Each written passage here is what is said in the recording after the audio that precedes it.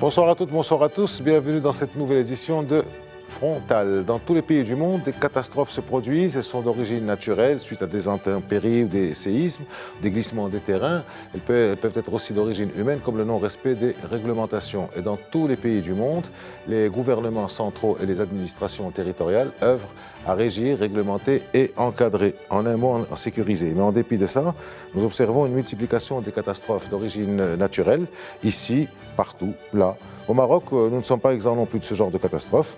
Voici quelques années, la province de Tata avait été submergée par les eaux. C'est aujourd'hui autour de la ville de Asfi. Mais au Maroc, nous avons également des drames dont les origines sont humaines, soit par un non-respect des règles et réglementations d'urbanisme, soit par le laxisme dans les contrôles, soit par les deux. Et pourtant, nous disposons des ministères de l'aménagement du territoire et de la politique de la ville, et nous disposons également d'une société civile particulièrement dynamique et engagée. Que se passe-t-il donc pour que nous ayons toujours autant de drames de l'habitat avec des constructions qui s'effondrent, et pourquoi avons-nous encore autant de constructions sur des lits de fleuves alors que nous savons présenter des risques pour les populations? Comment agit et réagit l'État en cas de survenue de catastrophe? Et quel est le rôle de la société civile dans les phases de prévention et dans les opérations de sécurisation?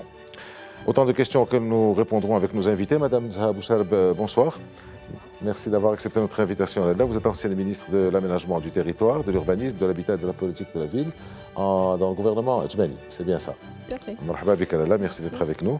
C'est Mazib Nabjil, bonsoir. Bonsoir. Et merci aussi d'avoir accepté notre invitation. Vous êtes président de l'association Amal Biladi, société civile particulièrement engagée, que je disais.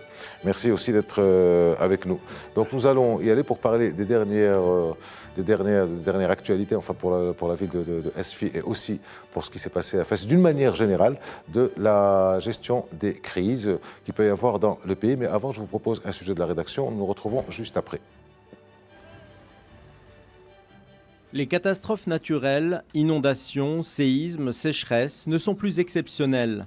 Elles deviennent plus fréquentes, brutales et imprévisibles, conséquence du changement climatique, de la pression urbaine et des déséquilibres territoriaux. Le Maroc, diversifié géographiquement et climatiquement, y est particulièrement exposé, mettant à l'épreuve la capacité de l'État à anticiper, coordonner et agir, comme l'ont montré les inondations récentes à Safi, qui ont causé la mort de 37 personnes. Mais les drames ne sont pas toujours naturels. Les comportements humains, le non-respect des lois et le laxisme face aux constructions illégales se traduisent parfois par des catastrophes comme à Fès, où l'effondrement de 2 immeubles a fait 22 victimes. Ces événements révèlent des vulnérabilités anciennes, urbanisation informelle, infrastructures insuffisantes, ignorance des données historiques et géographiques. Il devient essentiel d'intégrer les spécificités locales et les acteurs territoriaux dans les politiques publiques. Face à ces risques, l'action de l'État est multidimensionnelle. Prévention, cadre juridique, moyens matériels, gestion de crise, reconstruction et sensibilisation des populations. L'objectif n'est pas seulement de dresser un état des lieux, mais de comprendre les mécanismes institutionnels, les choix politiques et les limites structurelles qui conditionnent l'efficacité de l'action publique, impliquant autorités centrales, collectivités locales, agences spécialisées et ministères sectoriels. La société civile joue un rôle central de l'anticipation à la gestion sur le terrain en accompagnant l'action publique. La question reste d'articuler son rôle avec celui de l'État dans une logique de complémentarité plutôt que de substitution. Comment anticiper les risques naturels et lutter contre les dérives urbaines? Comment renforcer la société civile en amont et en aval? Comment construire une gouvernance du risque au Maroc résiliente, territorialisée et inclusive? Ce sont là les questions que nos invités aborderont ce soir dans Frontal. C'était un sujet préparé par la rédaction. Votre réaction à ce sujet, Madame Bouchalb? D'abord, merci pour l'invitation et je voudrais présenter mes condoléances aux familles, bien sûr, des victimes et de Safi et de Fès. Et bien sûr, souhaiter un bon rétablissement à l'ensemble des victimes de ces catastrophes. Bien sûr, je souhaite rappeler que ce qu'on est en train de vivre aujourd'hui, c'est des phénomènes, je dirais, extrêmes, climatiques d'abord, qui touche de façon disproportionnée, je pense, les 4 continents du monde et qui sont principalement dus au changement climatique, lesquels changements avancent d'une façon très rapide et les réponses ne suivent pas forcément la même vitesse.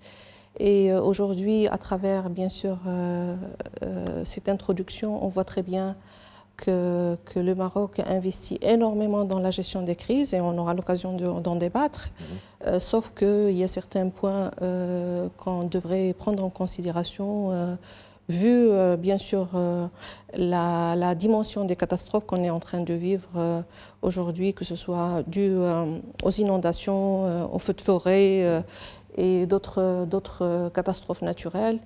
Et bien sûr, on devrait certainement mettre tout ce qu'il faut mettre, que ce soit sur le plan légal ou législatif ou institutionnel, et même encore financier, parce que c'est là où le bas blesse, pour prévenir au lieu d'être dans des stratégies curatives et de réaction qui ne mènent des fois à pas grand-chose.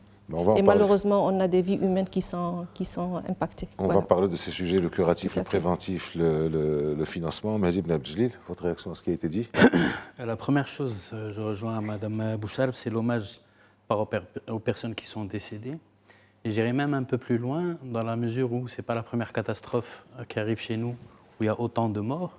Et même, malheureusement, si on fait un comparatif par rapport au séisme, par exemple, le séisme, c'était plusieurs centaines de fois plus.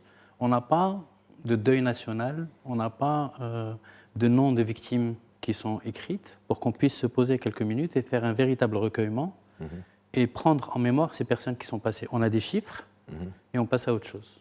Et ça, c'est malheureusement quelque chose qu'on vit dans les différentes catastrophes qu'il y a pu y avoir, qu'elles soient d'origine humaine ou naturelle. Ensuite, effectivement, il y a l'effet du changement climatique aujourd'hui qui est indéniable, malgré ce que certains tentent de dire au niveau international. Et heureusement que le Maroc se range dans ces pays-là, à savoir ceux qui font attention au changement climatique pour voir ce qu'on peut faire sur le volet environnemental pour être dans la prévention.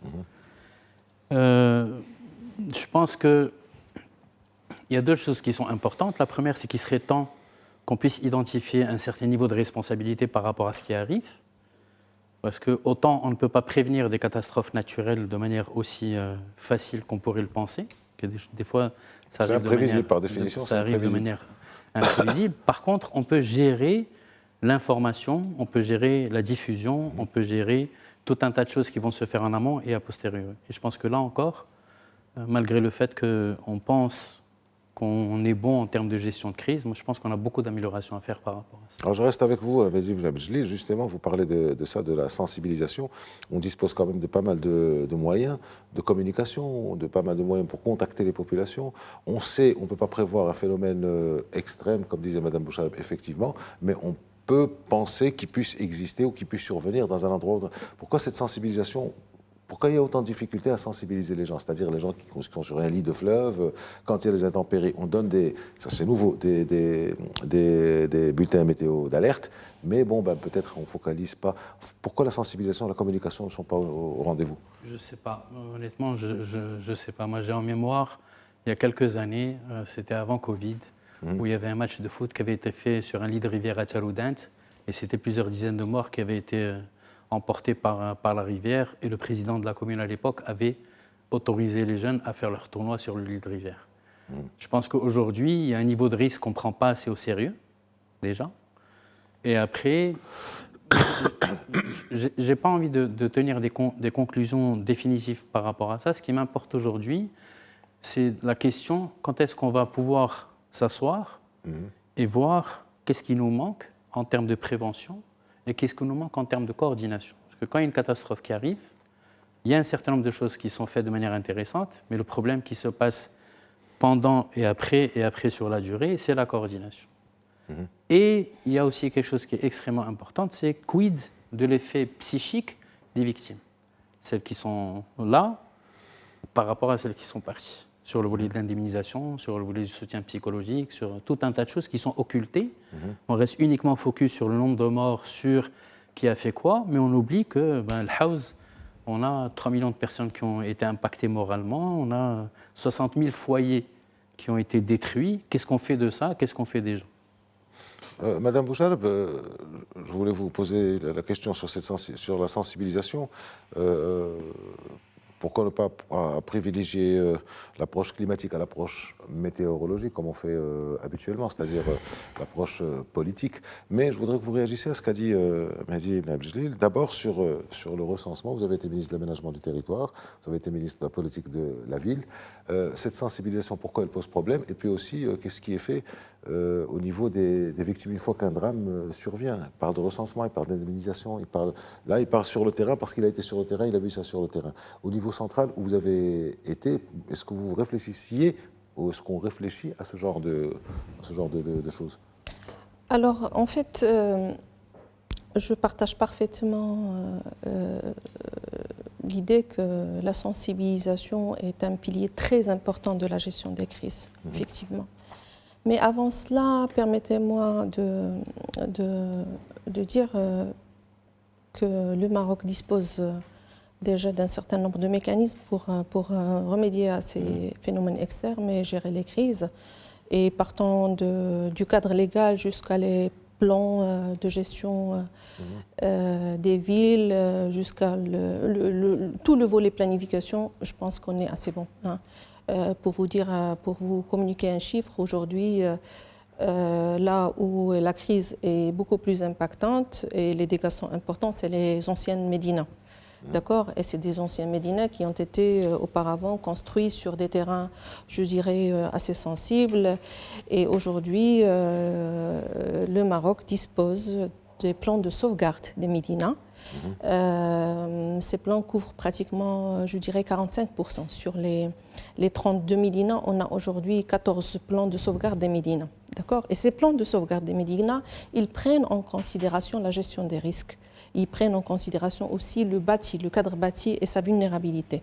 Donc je pense que sur le niveau planification, on est assez avancé dans la mise en place des outils qui nous permettent de mieux gérer, de cartographier et de connaître un peu les zones de risque. Maintenant, effectivement, sur le plan coordination, il y a plusieurs niveaux de coordination. Il y a l'État ou le gouvernement qui met en place les plans et la stratégie globale.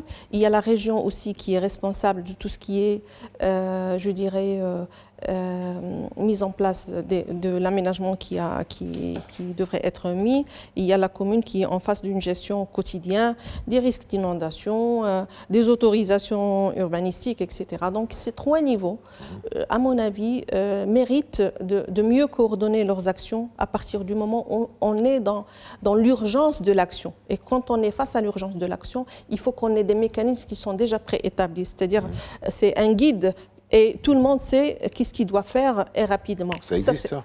Ça n'existe pas encore. De coordination en général sur les différents il y a niveaux. Des mécanismes de coordination qui sont décrétés et qui sont là. Mais dans la réalité des choses, je pense qu'il y a des choses à affiner encore plus et davantage. Parce que la coordination nous manque un petit peu quand il s'agit des événements comme ça. Parce qu'on est là en train de parler d'une crue éclair. Hein? Une crue éclair, c'est un phénomène qui vient en une heure. Il peut vous rafler, comme ce qu'on a vu malheureusement à Asfi, plus de 37 morts, plus de 70 habitations ou plus, etc. Donc, face à cette urgence, il faut des actions urgentes de coordination à tous les niveaux. Ça, c'est la première des choses. Maintenant, là, pour parler de l'autre pilier qui est celui de la sensibilisation. Les acteurs sociaux, c'est des acteurs qui viennent en aide à toutes les actions qui sont menées par l'État. Il ne faut pas que la société civile se substitue, bien sûr, à la responsabilité des institutions publiques. Il faut que la société civile soit outillée aussi, d'accord, en termes d'information, en termes de data.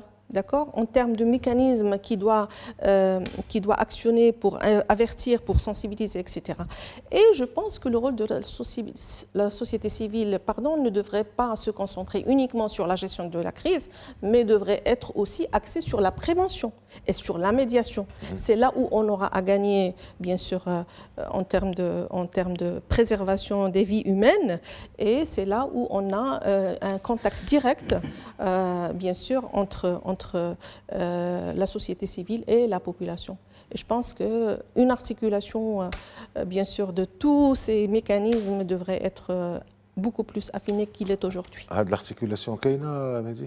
Justement, Madame la Ministre parle de ça. Il faut que la société civile ait de la data, il faut que la société civile agisse aussi. D'abord, il faut que la société civile soit reconnue et respectée en tant que telle. D'abord, il faudrait que la société civile soit reconnue et soutenue et respectée en tant que telle. Ça n'est pas encore le cas. Elle est reconnue, soutenue. J'ai pas fini, si Aziz. C'était juste une question. Parce qu'elle mène un gros combat avant de se faire respecter et de se faire connaître. Alors qu'on peut partir du principe, qui est un principe qui est évident et dont on parle en théorie depuis des années dans notre pays et dans d'autres pays, c'est le partenariat public, privé, société civile. Ça veut dire quoi? Ça veut dire qu'on est dans un système où on a besoin de chacune de ces trois composantes. Et à partir de là, nous sommes en mesure de pouvoir filtrer, identifier les acteurs intéressants qui ont du potentiel et qui peuvent venir en aide aux deux autres composantes. La société civile en tant que telle n'est pas un substitut de ce que doit faire l'État, clairement. Maintenant, elle peut aider. Elle peut aider parce qu'elle est sur le terrain, elle peut aider parce qu'elle peut être moins lourde sur le volet administratif, elle peut aider parce qu'elle peut avoir une certaine sensibilité et connaissance du terrain. Donc, qu'est-ce qui doit se faire dans ces cas-là? C'est des moyens qui peuvent être mis à disposition de la société civile, soit par l'État, soit par le privé, soit par des bailleurs de fonds internationaux, qui vont lui permettre d'agir. Pourquoi? Parce que si on ne travaille pas ensemble tous les trois, on ne va jamais rien faire. Nous, en tant qu'ONG, si je parle de notre ONG ML Biladi, quand on intervient aujourd'hui dans la zone du tremblement de terre, on peut faire un travail exceptionnel, mais le travail qu'on fait ne représente pas 1% des dégâts qu'il y a eu dans tout le tremblement de terre. Ça voudrait dire quoi? On peut apporter des choses, on peut coacher d'autres acteurs, on peut remonter des informations publiques, notamment au niveau de l'administration, de manière efficace. Coordonner. La coordination est extrêmement importante, c'est quelque chose qui pêche. Donc ça, je reviens à la deuxième partie de ta question. On n'est pas encore aujourd'hui amené, l'administration en elle-même aide l'administration avec la société civile en termes de coordination. Il y a beaucoup d'axes d'amélioration. Maintenant, ce que je remarque, et ça, alhamdoulilah, je suis extrêmement fier de pouvoir le dire, c'est que de plus en plus, quand on a fait ses preuves sur le terrain, on est sollicité par l'administration, notamment par l'administration territoriale, et il y a de plus en plus ce sentiment de collaboration en tant que partenaire pour pouvoir intervenir sur des actions. Alors, ce que je voudrais savoir, c'est que chacun de vous, selon vos fonctions, vos responsabilités passées ou actuelles, est-ce que vous pensez que les autorités locales, à ce moment-là je parle des autorités locales, même centrales, d'une certaine manière, tirent des leçons des erreurs passées ou des problèmes, des conséquences des problèmes passés. C'est-à-dire, vous venez de parler par exemple de la réhabilitation des anciennes médinas, mais il y a quelques jours, il y a eu ce drame infâme. Mehdi Ben Abdeljelil, vous parliez aussi tout à l'heure du terrain de foot à Ouarzazate. Donc il y a un problème il y a un problème de lit de fleuve. On se rappelle qu'en 95, il y a 30 ans, il y avait eu un drame monumental dans la vallée de l'Orika. C'était la même chose, le lit. Est-ce que vous pensez chacun de vous qu'on tire des leçons de ce qui s'est passé au-delà de ce qu'on est en train de prévoir pour l'avenir? C'est-à-dire qu'on a un passé, voilà ce qui s'est passé, voilà ce qui s'est produit, nous avons un État, nous avons des territoires et nous avons une société civile. Est-ce que vous pensez qu'il y a une réflexion autour de ça ou rien? On réagit toujours comme si c'était le premier drame qui allait survenir? Là, je ne pense pas qu'aujourd'hui, Zama a vu le nombre d'actions et de mesures qui sont menées aujourd'hui par l'autorité, et vous parlez de l'autorité locale, ne puisse pas s'imprégner de toutes les expériences qu'on a vécues ou les risques qu'ils ont gérés. Ça, c'est une chose qui est indéniable. Maintenant, moi, je pense que les choses et les changements, ils vont à une vitesse beaucoup plus rapide que l'action politique. C'est ça C'est ça, je pense, où se trouve la plus grande lacune. Maintenant, si on veut aller avec, et bien sûr, s'organiser et coordonner pour remédier et être préventif par rapport à ce qui peut se passer, il va falloir travailler sur 3 piliers, et non pas uniquement sur un. Tout d'abord, on a un héritage, d'accord? Les anciens Médina, ils se sont construits peut-être d'une façon peut-être moins organisée que celle d'aujourd'hui, sur des zones qui auparavant peut-être n'étaient pas considérées aussi sensibles, ou là aussi, je dirais, qui présentent des risques importants comme aujourd'hui. Ça, c'est la première des choses. Et donc tout ça devrait être mis dans une politique globale, et d'ailleurs c'est ce qu'il y a aujourd'hui à travers le projet royal de la réhabilitation des anciens Médina, et voir dans quelle mesure on peut apporter des réponses à ces populations. Ces populations, c'est des populations vulnérables qui ne peuvent pas se permettre de changer, au lieu de se permettre d'aller dans des zones moins vulnérables qui coûtent cher et ils n'ont pas les moyens, etc. Donc l'État a mis en place une agence qui s'appelle l'ANRUR, l'agence de réhabilitation des menaces en ruine et de rénovation. Et cette agence a dans ses attributions le recensement de tout le cadre bâti qui est classé menace en ruine. Et l'agence donne ces statistiques aux autorités locales, et c'est à la commune de sensibiliser la population ou de mettre en place des circulaires carrément pour évacuer ces populations. Maintenant, bien sûr, l'agence Hayakaina, qu'est-ce qui est derrière et qu'est-ce qui se fait derrière? Encore, il y a des choses qui ne se font pas. Par exemple, on voit que même si ces gens étaient alertés pour évacuer les bâtiments menaçant en ruine, des fois, ils s'opposent. Bien que l'État a mis en place, bien sûr, deux scénarios. Il y a 2 scénarios. Soit on réhabilite la bâtisse, soit on leur donne une indemnité pour qu'ils aillent se loger dans des bâtiments beaucoup plus safe. Et aussi, on voit qu'il y a des personnes, ou une population qui s'oppose à ces mécanismes. Dans ce point, il va falloir revoir un petit peu le système Aouten. On met en place des solutions, mais quand la solution n'est pas adaptée, il va falloir évaluer, il va falloir la changer et l'adapter en fonction des besoins de la population. Alors, je reste sur ça, justement. Madame Boussal parle commune. Donc, on a le ministère, donc le gouvernement, on a les territoires, c'est-à-dire tout ce qui est wilaya, administration territoriale, et puis on a l'administration élue, territoriale élue, c'est-à-dire les communes. Et à chaque fois qu'on entend un problème comme ça, c'est rare on entend parler ou qu'on voit les gens de la commune. Ils sont certainement là, je ne dis pas le contraire, mais on n'entend pas parler. On entend le travail qui est fait au niveau central, au niveau de l'aménagement du territoire, par exemple pour le House, au niveau du ministère de l'Intérieur. Les communes ne sont pas là. Est-ce que c'est là le maillon, sans faire de procès d'intention à personne, est-ce que c'est là le maillon faible, Nazim Lamjli? Il n'y a pas une question de faire un procès, mais c'est important de savoir d'où on va, où est-ce qu'on est aujourd'hui. Et avant de parler des communes, je veux aussi parler de quelque chose qu'on ne fait pas assez, qui serait très important pour aider l'anticipation et la prévention. Si aujourd'hui on a une cartographie des zones à risque, que ce soit en Médina et hors Médina, parce qu'il n'y a pas que les Médina, il y a aussi ce qui se passe en zone. Aujourd'hui, on parle. Là, encore une fois, je ramène entre guillemets, mon monde rural sur le plateau parce qu'on oublie qu'il y a aussi des problèmes qui peuvent se passer là-bas. Donc, ce qui serait important, c'est qu'on ait une cartographie des zones à risque et que par rapport à cette cartographie, on puisse faire de la prévention. Donc, la cartographie je ne sais pas. Je n'ai pas. Si elle existe aujourd'hui, elle n'est pas connue, elle n'est pas exploitée. Sinon, on pourrait diminuer ce type de risque. Parce que si on sait qu'à Fès ou là, Esfi ou là, dans d'autres endroits, il y a un risque fort si jamais la météo annonce de grosses pluies, on va faire de la sensibilisation, on va être équipé, on va dire aux gens, sortez de chez vous, allez sur les toits, je ne sais pas, je dis des bêtises, mais en tout cas, il y a un effort qui va être fait. Et cet effort pourrait être fait par ceux qui ont travaillé la cartographie, qui peuvent la partager avec des entités privées ou sociétés civiles et agir.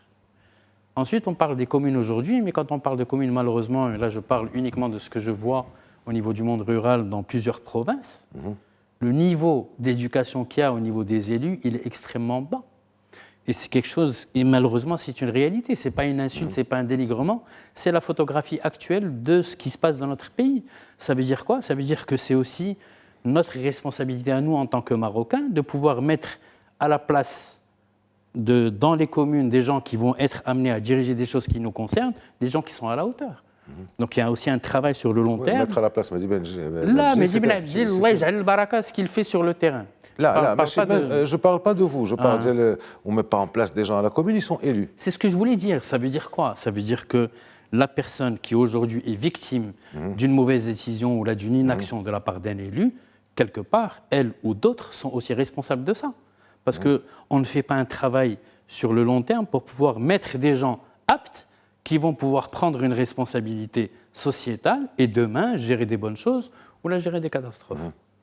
Donc la cartographie risque, comment est-ce qu'on peut l'utiliser si elle existe aujourd'hui, et ceux qui sont amenés à prendre des décisions en termes de prévention ou d'après-catastrophe, qui est-ce qu'on va mettre à ce type de poste? La cartographie des risques, Mme Bouchalb, vous avez dit que ça existe. Je rebondis un peu sur ce que vient de dire Ibn Abdeljelil. Effectivement, la gestion de risque est en grande partie basée sur la data. D'accord? À partir du moment où on a une bonne data et elle est aussi vulgarisée et publiée, on peut agir à plusieurs. À plusieurs niveaux et à bon escient aussi. Alors, par rapport à la cartographie, on dispose bien sûr des cartes d'aptitude à l'urbanisation, d'accord? Et ces cartes, ils couvrent aujourd'hui, je dirais, 45% des villes.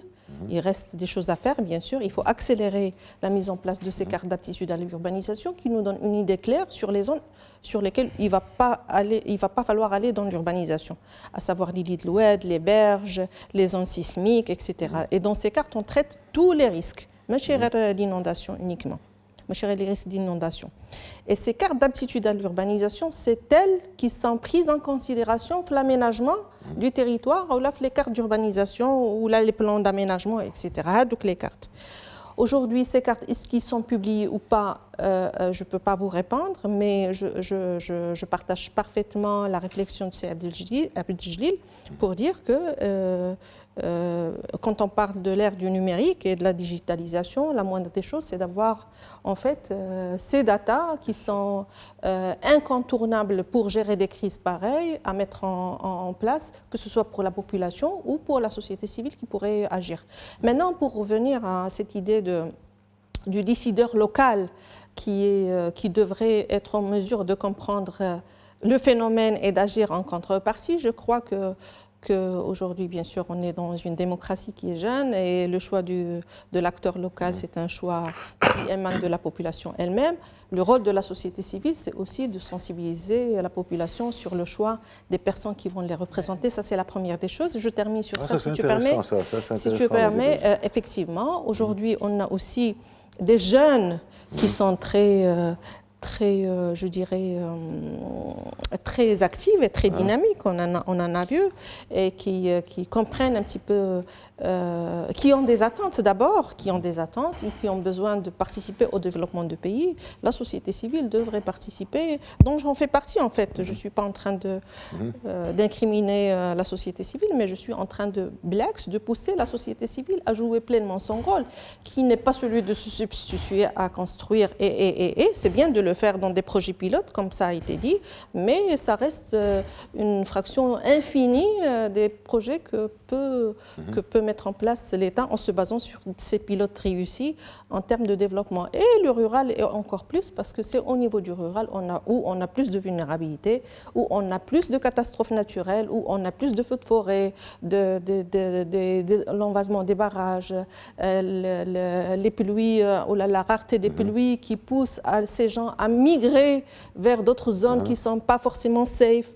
Et je pense qu'un des maillons forts pour prévenir ces risques, c'est de travailler en amont avec, bien sûr, la population en milieu rural. Parce que quand on va aller chercher, en fait, dans des zones, on va dire des zones de vulnérabilité importantes qui sont dans les périphéries des villes, que ce soit grandes villes ou moyennes ou intermédiaires, on va trouver que c'est des populations qui ont été mobiles ou là, qui ont migré du rural en cherchant bien sûr des meilleures conditions. Mais malheureusement, quand ils viennent aux villes, on a ces phénomènes qui...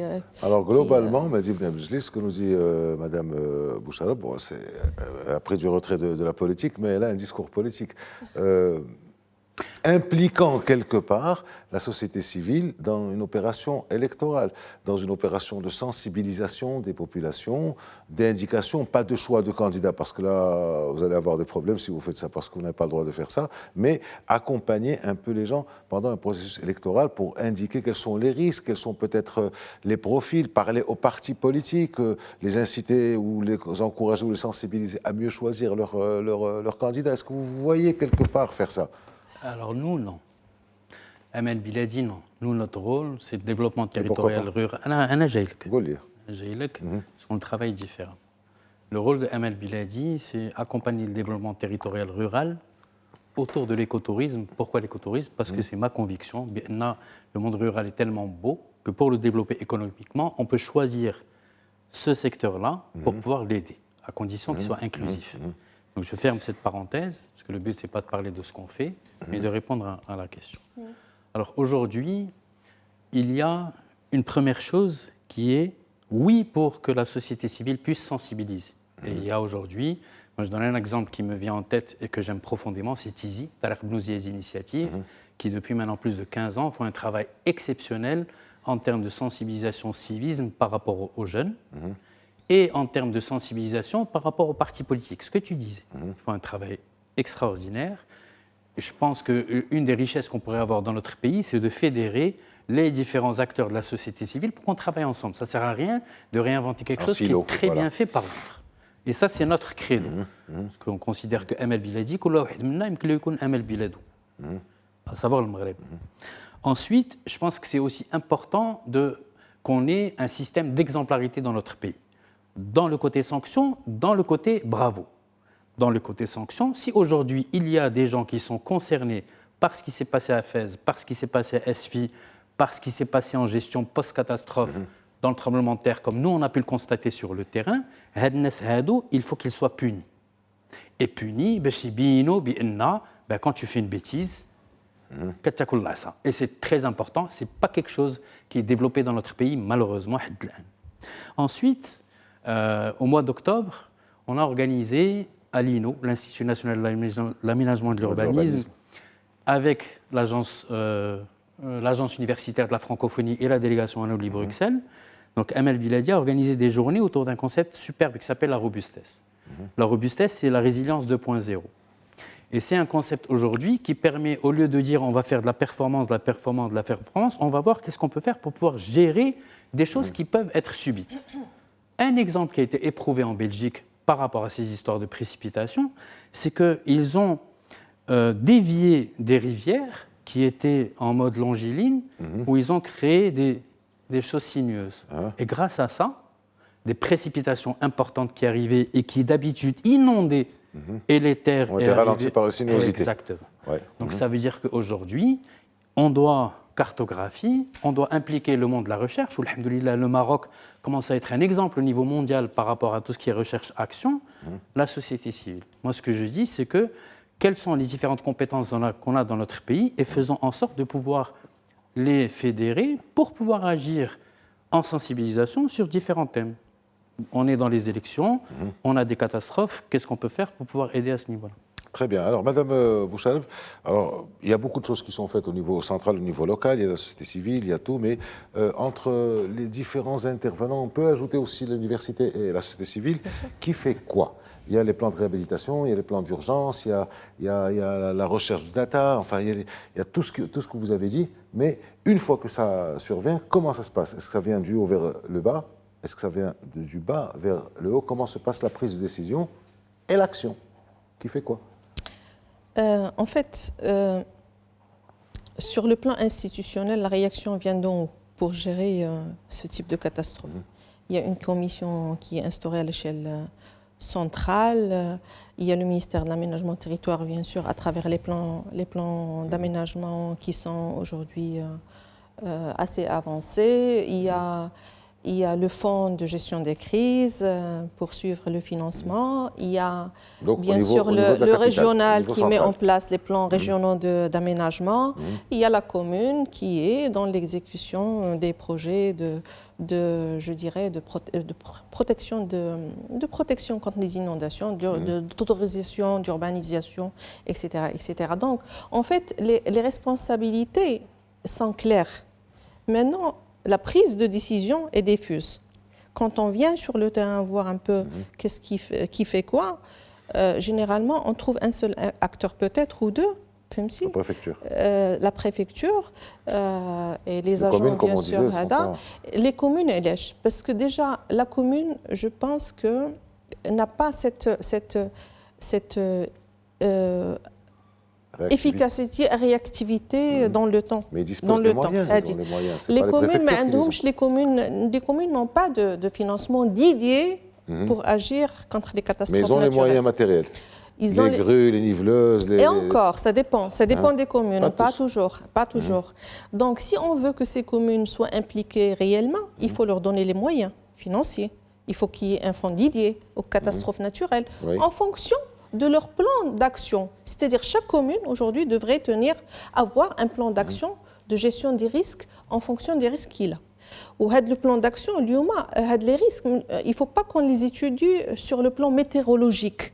Parce que la météo n'a rien à voir avec ce qu'on est en train de voir. C'est sur le plan climatique. Et donc, chaque commune devrait disposer d'un plan d'action ou de lutte contre les changements climatiques.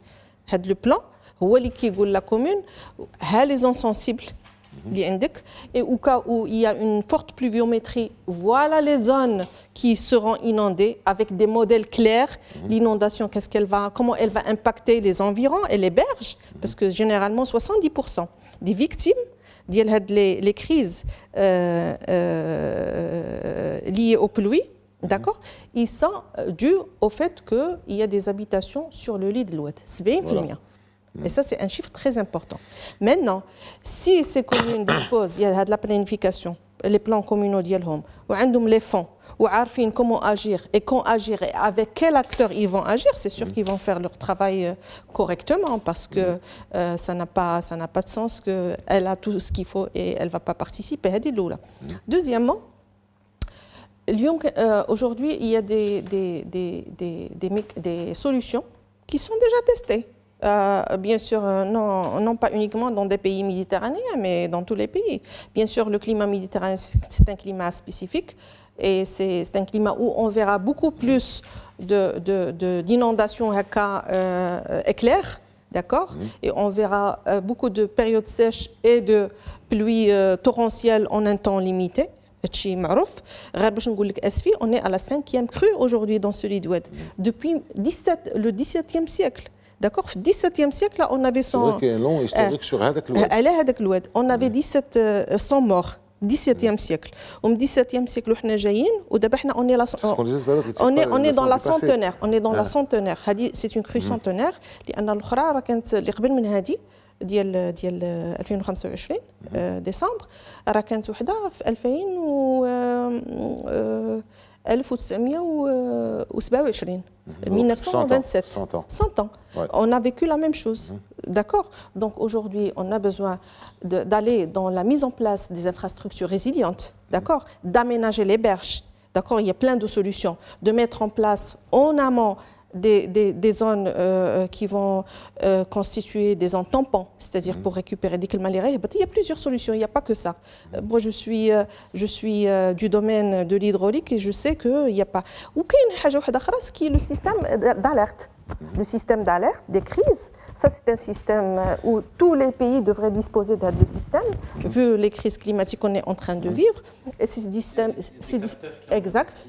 Plein d'entités différentes. C'est un point qui est extrêmement important et qui est très facile à mettre en place. Exact. C'est quelque chose qu'on avait, nous, étudié sur le terrain il y a une quinzaine ou une vingtaine d'années. C'est des capteurs qui sont mis à certains niveaux sensibles au niveau territorial, où dès que le niveau de l'eau... C'est sur l'ensemble du territoire? Non, après tu vas le mettre dans des zones à risque. Sur les zones à risque. Les zones sensibles. Et ça envoie des messages d'alerte à la police, à la protection civile. Exact. Et puis après, une fois qu'on a ces alertes, on envoie des messages via téléphone à la population pour les informer sur les risques qu'il y a. La société civile se mobilise pour évacuer les gens en période de crise. Et c'est comme ça que les systèmes marchent aujourd'hui. C'est vrai que le Maroc est en train de tester ces systèmes d'alerte sur quelques villes, mais on a besoin d'accélérer la cadence parce que c'est le seul moyen qui nous permettrait de s'inscrire dans une approche préventive. Alors, Basile Benjil, on a parlé des spécificités géographiques, climatiques, si j'ose dire, parlant du fleuve, la sinuosité, etc., les zones à risque. Est-ce qu'on prend aussi en considération les spécificités culturelles régionales? Par exemple, je reviens à ce que vous faites actuellement sur la province de l'Haouz et provinces environnantes. Sa Majesté avait parlé du cachet culturel à préserver. Est-ce que c'est pris en considération d'une manière... Par nous, oui, par d'autres, peut-être pas. Alors les autres, pourquoi? Écoute, sincèrement, je ne sais pas. Moi et nous, quand on s'est impliqué par rapport au monde rural, l'une des choses pour lesquelles on s'est impliqué par rapport à ce monde, c'est qu'on considère qu'il a un potentiel extraordinaire pour le pays. 40 000 villages, c'est 17% de la population marocaine, et donc une forte valeur ajoutée potentielle, et aussi parce que ce Maroc rural est beau et qu'il a dans son ADN, dans son histoire, des choses exceptionnelles, entre autres dans la construction. Et aujourd'hui, que ce soit l'habitat d'urgence qu'on est en train de continuer à déployer 2 ans après le tremblement de terre au niveau de l'Haouz, et Inch'Allah peut-être à Tsaroudant, ou là, dans nos projets qui vont concerner les jeunes et les enfants, on est dans de l'éco-construction avec des fondations en terre et en bois. C'est-à-dire qu'on a aujourd'hui les compétences au niveau de l'ingénierie, les bureaux d'études, les architectes pour faire des choses très bien en respectant le patrimoine local. Ça n'a pas été fait, c'est un long débat, ce n'est pas le sujet de l'émission d'aujourd'hui, mais on pourra toujours en parler. Moi, je pense qu'il y a eu beaucoup de précipitations dans ce qui a été fait par rapport au séisme, dans la décision du type d'habitat pour les habitants, alors que les moyens étaient là grâce aux dons extrêmement importants qui sont venus du Maroc et de l'étranger. On aurait pu consacrer 2 ou 3 fois les dons, le montant, pour pouvoir faire une reconstruction. Donc ce n'est pas un problème d'argent? Non, non, parce que post-séisme, on a mis en place un plan quinquennal de 120 milliards de dirhams, ça ne s'est jamais vu pour le monde rural. Et on a reçu beaucoup d'argent. Avec instruction de maintenir le cachet Avec instruction de Sa Majesté de maintenir le cachet culturel patrimoine local. Et malheureusement, ça n'a pas été fait. Parce qu'aujourd'hui, moi je choque au niveau média en disant on a construit des cercueils en béton, mais c'est ce qu'on voit. C'est des carrés, quand on les voit, qui au maximum vont pouvoir héberger un couple avec 2 enfants. On n'a même pas pris en considération le nombre de personnes par foyer. C'est ce que j'appelais cachet culturel, c'est-à-dire familialement, il peut y avoir 4, 5, 6 familles qui cohabitent sous le même toit. C'est le problème de la coordination. Parce que à Outianis, ce qui a été fait, il y a eu, je pense, une rapidité extrême au niveau des recensements. Il n'y a pas eu de correction a posteriori. Et l'une des choses qui n'a pas été prise en considération au niveau du tremblement de terre, c'est combien est-ce qu'il y a de personnes dans ce foyer. Et à partir de là, il y a des décisions qui ont été prises de manière unilatérale, de dire on va construire au maximum un 70 mètres carrés. Et le 70 mètres carrés, aujourd'hui, nous, on le voit au niveau terrain, il peut prendre 4 à 5 personnes au maximum, c'est-à-dire couple plus 2 ou 3 enfants. Et ça, malheureusement, non seulement on est en train de faire quelque chose qui, dans quelques années, sera considéré comme étant catastrophique, mais on avait les moyens de pouvoir se dire « Ok, on est peut-être intervenu dans l'urgence ». Au bout de 1 an, 2 ans, où est-ce qu'on en est? Qu'est-ce qu'on peut faire pour corriger? Ça n'a pas été fait. À notre tout petit niveau, 2 ans et demi après le tremblement de terre, on est encore en train d'agir. Et quand on voit aujourd'hui la population habiter nos habitats d'urgence écologiques et parasismiques, plutôt que d'aller dans les maisons qui ont été reconstruites parce qu'elles se sentent mieux et parce qu'elles se sentent plus en confiance, il y a des questions à se poser. Malheureusement, ce n'est pas le cas. D'accord. Madame Bouchareb, tout à l'heure, vous parlez du curatif, du préventif et de beaucoup d'autres choses au niveau de ce qui se passe ici dans la capitale. Et vous avez parlé, au début, vous avez cité un mot, vous avez dit on allait y revenir. Ben finalement, on y revient sur le financement. On n'a pas beaucoup parlé d'argent, à part Mazi Ben Abdjil qui a parlé donc du budget de 120 milliards, mais on n'a pas beaucoup parlé d'argent. Est-ce qu'il y a un problème de financement là-dedans pour financer tout ça, financer la dette, financer les procédures, les moyens de sensibilisation, financer les différents plans, financer tout ça au niveau territorial? Est-ce qu'il y a un problème de financement qui se pose? Si oui, et comment le régler? Alors laissez-moi partager avec vous un chiffre très important. une stratégie préventive nous coûte 1 dirham. D'accord? Et une stratégie qui s'inscrit dans le curatif nous coûte entre 4 et 7 dirhams. Exactement. D'accord? Donc aujourd'hui, on n'a pas, je ne pense pas que face à la protection des vies humaines, le Maroc choisira de ne pas mettre tous les fonds qu'il faut. Et Sa Majesté, que Dieu l'assiste, il est clair sur le fait que la composante primordiale du développement, c'est le citoyen. Voilà. D'accord. Aujourd'hui, on a besoin d'optimiser les fonds. On a besoin de les optimiser, de les réorienter et surtout de les affecter là où il faut. Et le préventif nous coûtera beaucoup moins cher. Pas uniquement sur le plan financier et économique, mais sur le plan préservation des vies humaines aussi. D'accord. Ça, c'est un point important à retenir. Le deuxième point aussi sur ces financements, je crois qu'aujourd'hui, il va falloir allouer des financements clairs et transparents à l'acteur territorial. C'est lui qui sera en face... Institutionnel ou la société civile ou institutionnel. Je les considère comme un écosystème. Quand il y a une crise, شنو لقينا في اسفل لقينا la population لقينا le citoyen lambda qui est en train de gérer bien sûr avec les forces et l'autorité mais les jeunes du quartier ou médicano il y a la société civile aussi ولكن avec quels moyens Est-ce qu'ils sont reconnus par les institutions sur place? C'est-à-dire, est-ce que la commune va donner des moyens aux jeunes du quartier? Exactement. Ça, c'est des relations qui devraient être reconstruites. Parce qu'aujourd'hui, quand est-ce qu'on... Je reprendrai ma casquette peut-être de société civile. Quand est-ce qu'on reconnaît le rôle de la société civile? Quand il y a des crises pareilles. Quand il y a des crises pareilles, voilà, et on les appelle pour régler un certain nombre de problèmes sociaux. Alors que la société civile, alhamdoulilah, elle est très présente.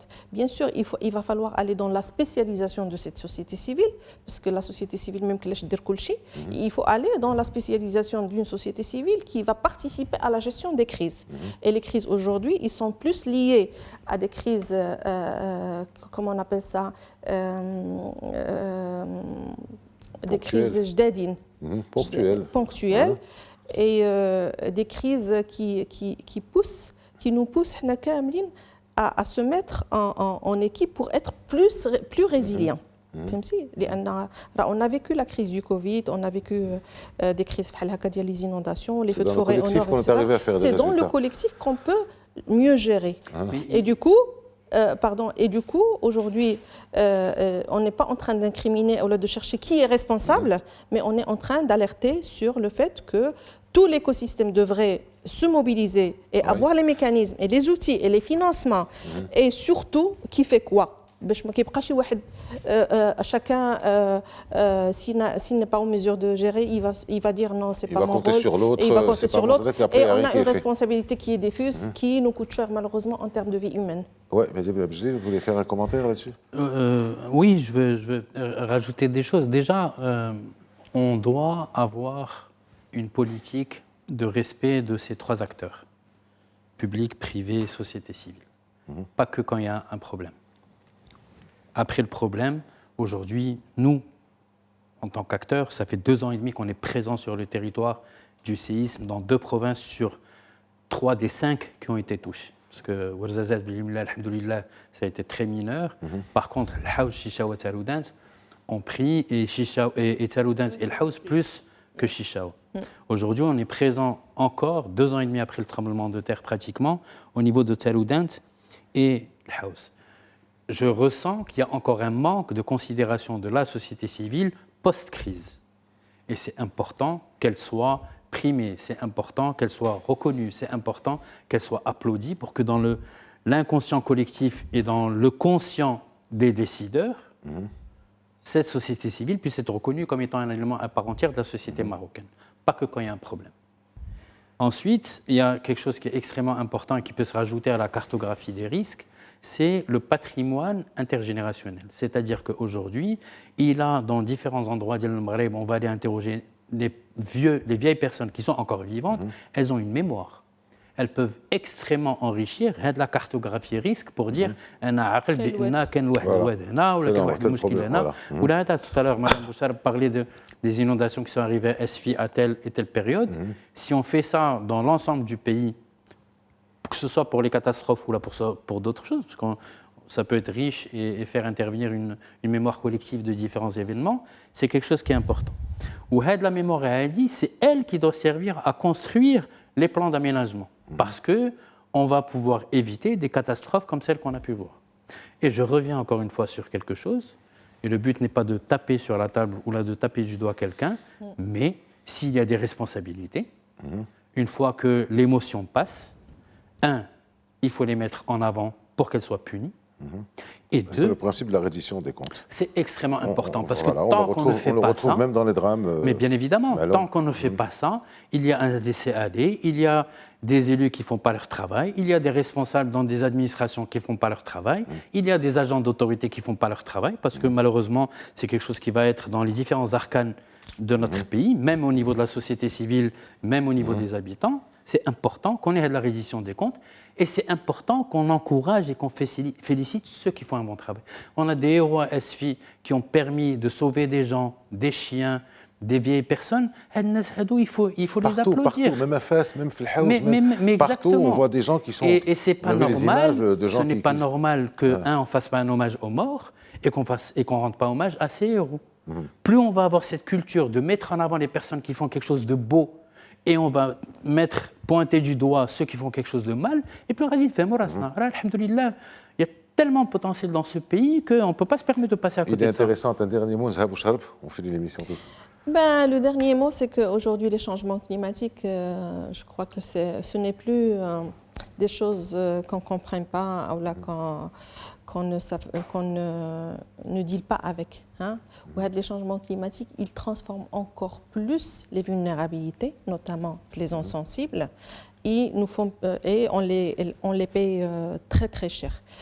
Je pense qu'aujourd'hui, on doit s'inscrire dans le préventif, comme ce qu'on a dit tout à l'heure, et je pense que ces populations, pour qu'ils soient résilientes, pour qu'ils soient encore plus résilientes, le risque zéro n'existe pas. Il y aura toujours des risques. Maintenant, il faut être dans le préventif.